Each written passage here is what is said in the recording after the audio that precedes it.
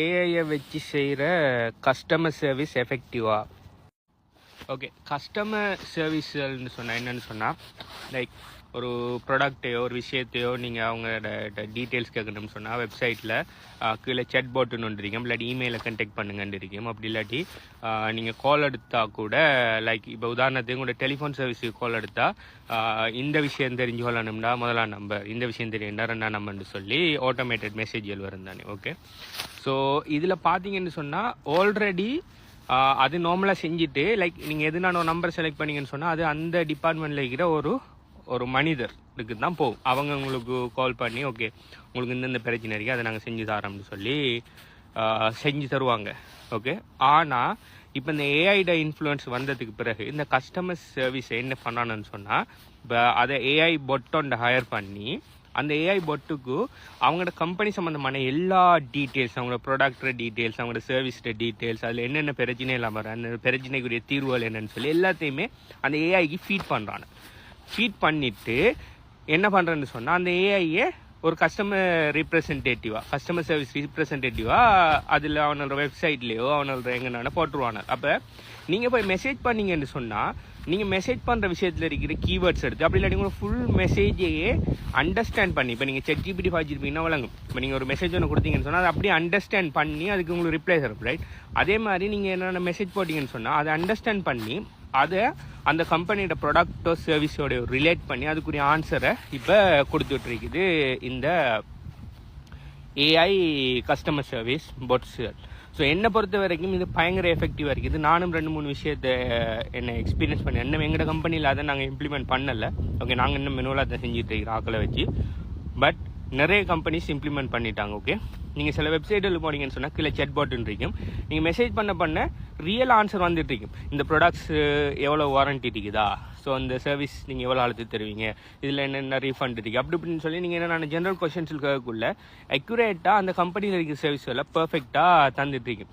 So இது ஒரு வகையில் பார்க்க போனால் கம்பெனிக்கும் பிஸ்னஸ் ஓனருக்கும் இது லாபம். ஏன்னு சொன்னால் அவங்க இது ஒரு ஆளை பர்சனலாக வச்சு அவங்களுக்கு மாதம் சேலரி கொடுத்து அவங்கள என்ன ஃபுல்லாக 24/7 வச்சு 24/7 வைக்கிறேன்னு சொன்னால் ஒரு நாள் வைக்கல. ஓகே, ஸோ 2 பேரை மாறி மாறி ஷிஃப்ட்டில் வைக்கணும். அடுத்து சாட்டர்டே சண்டேக்கு பேராக்கில் வைக்கணும். எப்படி ஒரு 3-4 பேரை ஒர்க்குக்கு வைக்கிற இடத்தை அவங்க 4 பேரையும் ஃபயர் பண்ணிவிட்டு இந்த ஒரு பொட்டை மட்டும் செஞ்சு வச்சு விட்டாங்கன்னு சொன்னால் யாருக்குமே எந்த பிரச்சனையும் இல்லை. அதே எல்லாத்தையும் செஞ்சு கடைசி அவங்களுக்கு யாருனானே அப்பாயின்மெண்ட் புக் பண்ணணும்னு சொன்னாலோ இல்லை ப்ராடக்ட்டை விற்கணும்னு சொல்லாமல் எல்லாமே அதே செஞ்சு வைக்கும்.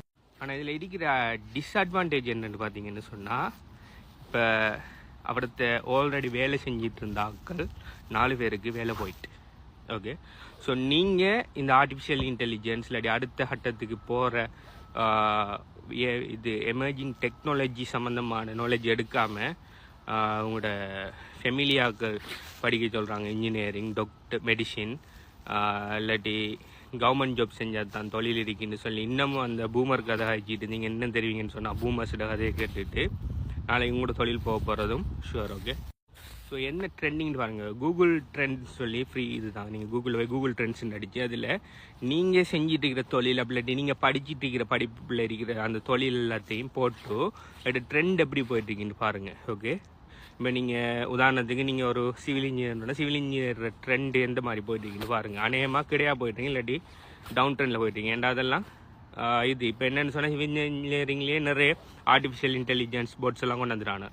டிசைனை கொடுத்துட்டா ரோபோவே என்ன செய்யணும்னு சொன்னால் வீட்டை அப்படியே பிரிண்ட் பண்ணுது. ஓகே, கான்க்ரீட்டை வச்சு ஃபுல்லாக பிரிண்ட் பண்ணுது, அந்த அளவுக்கு கொண்டு வந்துட்டானு. இல்லாட்டி என்ன எல்லாமே ப்ரீகாஸ்ட் பில்டிங் எல்லாத்தையும் ஃபிக்ஸ் பண்ணி ஒரு 1 மந்த்துக்குள்ளே இல்லாட்டி 1 வீக் 2 வீக்ஸுக்குள்ளேயே பில்டிங் முடிக்கிற மாதிரியெல்லாம் டெக்னாலஜி வந்துட்டு.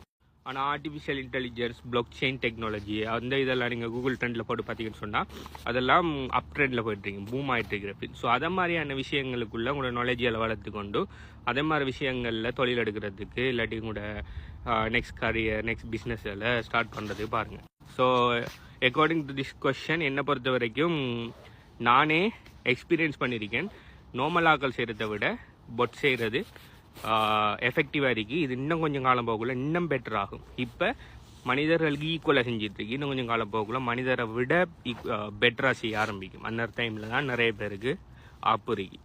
அதனால் நீங்கள் பயப்படுத்த தேவையில்லை. இப்போ நம்மளுக்கு கஸ்டமர் ரீப்ரசன்டேட்டிவாக இருக்கோம், நம்ம நாளை தொழில் போகுதுன்னு சொன்னால் நீங்கள் என்ன செய்யுங்க, கஸ்டமர் ரீப்ரசன்டேட்டிவ் ஃபீல்டில் இருக்கிற ஏஐ செட்பாட்கள் சம்மந்தமான நாலேஜில் வளர்த்துக்கொள்ளுங்க. வளர்த்திங்கன்னு சொன்னால் நாளைக்கு என்ன செய்யலாம்னு சொன்னால், யாரோ ஒரு கம்பெனி கஸ்டமர் ரீப்ரசன்டேட்டிவ் வேலையை விட்டு தூக்கிட்டு ஏஐ பொட் ஒன்று கொண்டு வர போகிறேன்னு சொன்னால், அவர் தான் போய் டக்குன்னு எடுக்கலைன்னு சொன்னால் அவருக்கு நாலேஜ் இருக்க மாட்டேன். ஆனால் உங்களுக்கு அந்த நாலேஜ் இருக்குன்னா உங்களை தான் ஆயிரம் ஓகே நீங்கள் வாங்க, எங்களுக்கு இதை இந்த சிஸ்டம் எங்களுக்கு செஞ்சு தாங்க. அப்போ நீங்கள் அவர்கிட்ட போய் எல்லாத்தையுமே செஞ்சு கொடுத்துட்டு நீங்கள் சொல்லலாம், இதுக்கிட்ட மெயின்டெனன்ஸுக்கு நீங்கள் மாதம் இவ்வளோ பே பண்ணணும் எங்களுக்குன்னு சொல்லிங்கன்னா, அவர் மாதம் உங்களுக்கு பே பண்ணிட்டு போய் அவர் வேலையை விட்டு தூக்க. இப்போ யாருக்கு வேலை பண்ண, உங்களுக்கு வேலை போடல, இன்னொரு ஆளுக்கு வேலை போய்த்து நாலேஜ் எடுக்காத ஆளுக்கு உங்களுக்கு வேலை கிடைச்சிருக்கு. இதே மாதிரி ஒரு 10-20 கிளைண்ட்டை பிடிச்சி அவங்க எல்லாட்ட வந்து மாதம் பேமெண்ட்டை வாங்கிட்டு நீங்கள் மெயின்டெனன்ஸ் மட்டும் பண்ணிட்டு இருப்பீங்கன்னு சொன்னால் இட்ஸ் குட் பிஸ்னஸ்.